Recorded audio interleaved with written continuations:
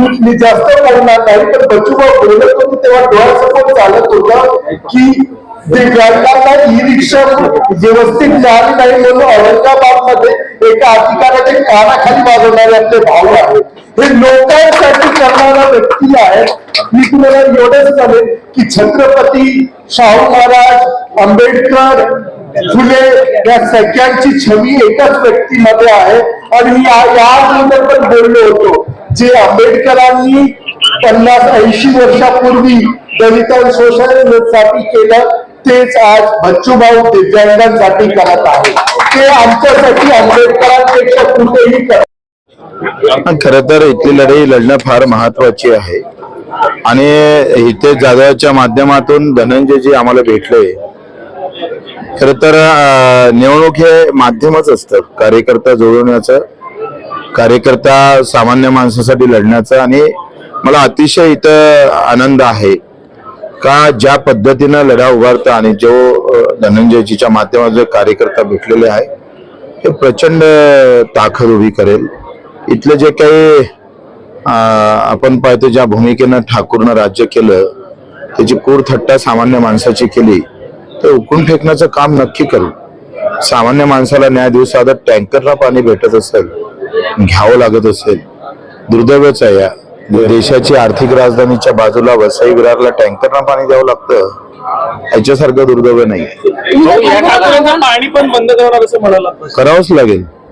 कसं आहे प्रहार या 3 महिन्यामध्ये आम्ही फक्त निवडणुकीपुरतं लढणारे लोक नाही आहे. निवडणुकीनंतर तेवढ्याच ताकदीनं, तेवढ्याच जोमानं, तेवढ्याच उत्साहानं ही लढाई आरपार करू.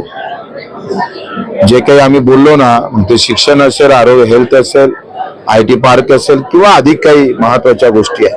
अंमली पदार्थाचा जो काही इथं प्रचंड जो काय आम्ही पाहतो उद्ध्वस्त करण्याचा प्रकार चालू आहे, जीवन उद्ध्वस्त करण्याचा प्रकार सुरू आहे, सगळ्याला टक्कर देऊ. आणि दर 2 महिन्यानं इथं या ठिकाणी नालासोपारा विधानसभेमध्ये जवळपास तिरंगी लढत आहे. विद्यमान आमदार समोर आहेत, त्यानंतर भाजपचा सुद्धा राजन नाईक आहेत आणि तिसऱ्या आघाडीकडून आपण प्रहारने या ठिकाणी जोर लावलेला आहे. या सगळ्या गोष्टीकडे आपण कसं बघतो? मला असं वाटतं का इथे ठाकूरच्या सोबत सगळे एका दुरातिरी आहे. ते काँग्रेस काय आणि भाजप काय ते सगळे मिली बघत आहे. तुम्ही पहा प्रत्येक उमेदवार, दिलेले उमेदवार जर तुम्ही तपासले तर तुमच्या लक्षात येईल का सगळ्या मॅनेजर्स कार्यक्रम दिसतो एकदम व्यवस्थित. कुठल्याही परिस्थितीत ठाकूरच्या सोयीनं उभे करणारी व्यक्ती इथे उभे केले दिसत आहे. तर आम्हीच एक लढतोय, थेट भिडतोय. ते एका व्यक्तिमत्व, एका व्यक्तीसाठी नाही, तर त्यांनी जे इथे व्यवस्था आणून ठेवलेली आहे त्या व्यवस्थेच्या विरोधात लढतोय. आणि आम्ही उरून पुरू काम सांगा ना काय केलं, काय व्यवस्था बदलली तुम्ही? काँग्रेसपेक्षा तुमचे धोरणं काय बदलले? बजेटमधले आकडे काय बदलले तुमचे? काँग्रेस आणि भाजपच्या बजेटमधला फरक तरी सांगा ना तुम्ही. ते आकडेवारी तुम्हाला सांगता येत नाही.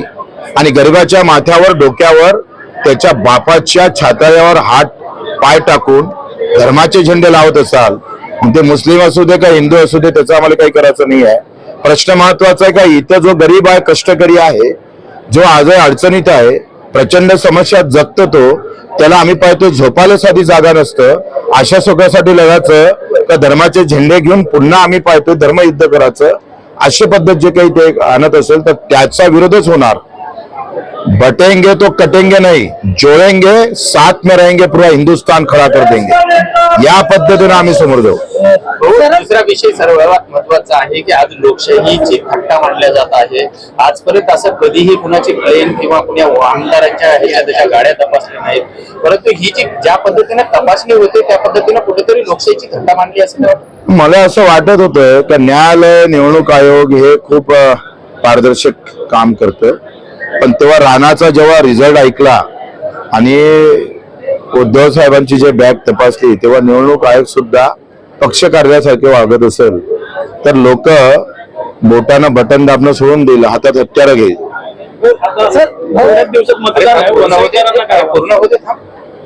म्हणजे तुम्ही एक सांगा का निवडणूक आयोगाची एकूण माझी सभा रद्द केली मागच्या वेळेस, मी लोकसभा लढलो तेव्हा परवानगी आमच्याजवळ, पण निवडणूक आयोगच असा वागत असेल तर लोकशाहीवरचा हा महत्वाचा आम्ही पाहतोय, हा जो मतदानाचा जो काही निवडणुकीचा भाग आहे, हा देशातला खरं तर आत्मा आहे.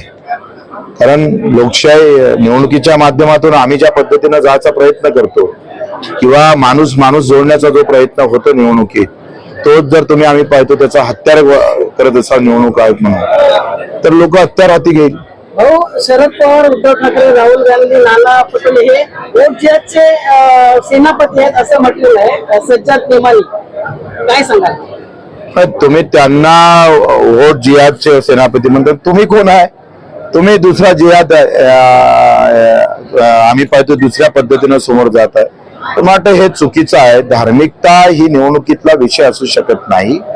तुम्हाला काय, सरकार तुमचं आहे, केंद्रात राज्य सरकार तुमचं आहे आणि अशा पद्धतीचं वक्तव्य करणं देवेंद्र सारख्या एका अभ्यासू आमदाराला मला वाटतं बरोबर नाही. त्यांच्यासारख्या नेत्यानं असं बोलावं आणि काही करून आता जे काय म्हणते फसलेली बाजू सुधारण्यासाठी हिंदू म्हणून वापर करत असाल तर ते चुकीचं आहे.